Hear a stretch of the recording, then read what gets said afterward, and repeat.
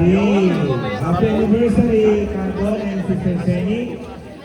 Since your anniversary, what do you want to prepare for today?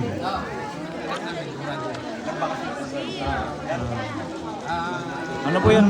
Fishing. Hindi po kayo nagano. Oh, ice fishing. Okay. I know Dalong and me have group number 1.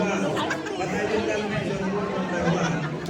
But Kaseni, when you are preparing the food, it's kind of helping you. Cake. Cake na. Bawasan na natin yung cake. Many chits lang po. Kakabagay.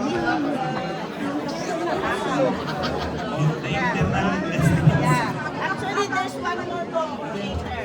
Ayan, meron pa May papuso pa na. Around, may picture. Ayan, yan po. When you are cooking, either Oo nga po. or your picado, Kahit ni. Oh. Yun o. Tigil na naman, no?